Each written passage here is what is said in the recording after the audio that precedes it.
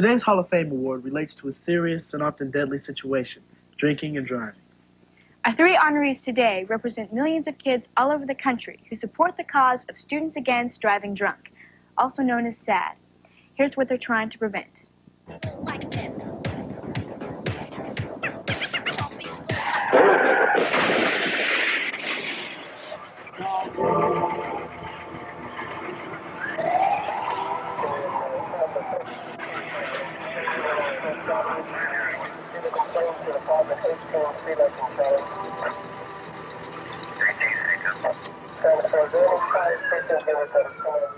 Please welcome Doug Gibson, Paula Meyer-Hoffer, and Ron Lee Birch.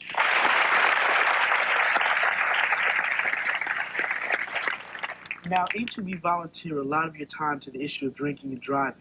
Why?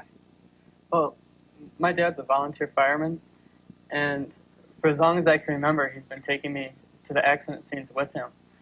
And he's always said that experience is the best educator. So I've seen people that have been killed in alcohol-related crashes, and they're really gruesome. But the thing is I also know people who have been killed in alcohol-related crashes. And when you become so close to the reality of this, it's really hard not to get involved. What about you, Paula? A drunk driver killed my 20-year-old brother. And Ron Lee? I lost my baby brother when a drunk driver rode up on the sidewalk where he was playing. What is it about alcohol that makes someone not able to control their judgment? Alcohol affects the nervous system, and once it gets to your brain, it affects your judgment, your muscle coordination, and your vision. In fact, some people have impaired driving even after just one beer. When studies have been done on this, it's under doctors and law enforcement guidance. The participants first practice on the driving course when they're sober. Then the highway patrol will administer a 0.1% alcohol level to the drivers. Your reaction time is terrible. Your judgment on the road is terrible. And this is in daylight. And the fact is, the average arrest registers twice the amount given in these tests. Paula, how do you feel towards the person who caused your brother's accident? Well, first, if I could clarify something, it's not known as an accident anymore. The Highway Patrol has officially changed it from accident to crash in the report, because when someone drinks and drives, they have the intent to kill. And towards the drunk driver that killed my brother, I'm still upset and very angry with him, but he has to live with what he's done. Ron Lee, you're involved in victim impact classes. Tell us about that. These are classes for repeated offenders, and I speak to them and let them know how it feels to be a victim of their negligence. We have a tape of you in class. Let's see what it's like.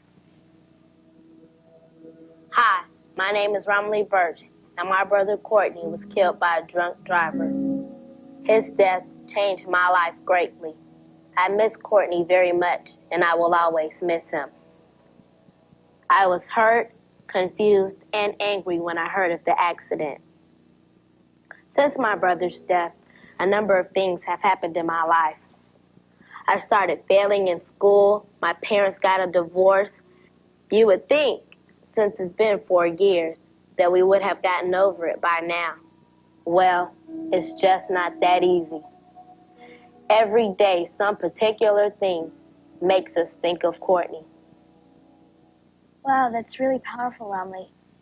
I know the audience must have questions for you. Can we have you guys answer some of them? Sure. Okay. What do you do at a party when there's drinking? Well, the best thing to do when somebody offers you a beer is just say, no thanks, I don't want it. But the important thing to remember is that if you're under 21, drinking's illegal anyhow. The peer pressure that we're exposed to at parties isn't the worst pressure. The worst pressure is the pressure that we put on ourselves to do things that we really don't want to do, but we do them anyhow just to fit in. And it's scary because it can cost us our life or the life of another person. And that's something that I wouldn't want to live with.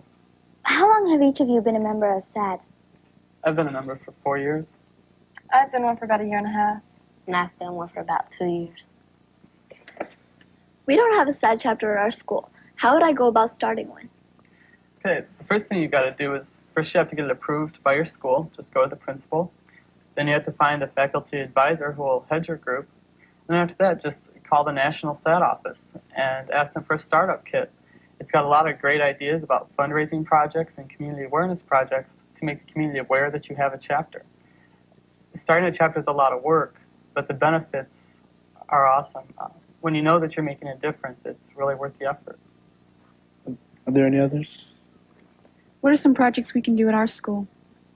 One project that we did is called the Chain of Life. What you do is you get each individual student at your school to sign their name on a strip of construction paper, and you take that paper and you make it into a chain.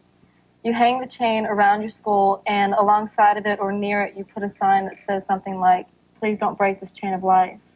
It's a good idea. Also, there's something else that we call the whiteout. Every 23 minutes, somebody somewhere in the United States is killed in an alcohol-related crash. And that means that 72 people die every single day in alcohol-related crashes. And the way that this project works is that we have somebody dress up like Death or the Grim Reaper. We put on a black cape, and they go around, and every 23 minutes, they take somebody out of class, and they paint their faces white. And for the rest of the day, that person's considered dead. They can't talk to anyone or function in any way.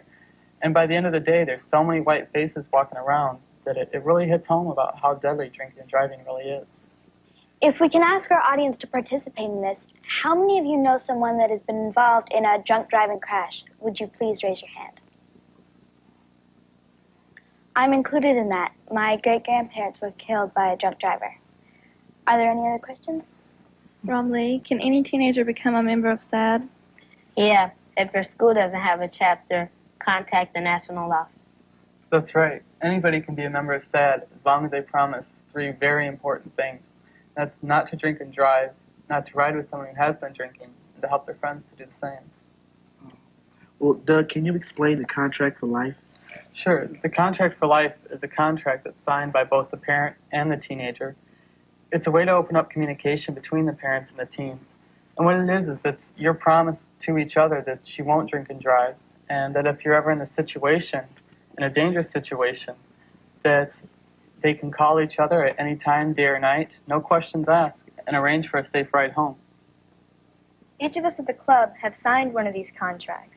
And on behalf of the Mickey Mouse Club, we'd like to present each of you a Mickey Award and welcome you into our Hall of Fame.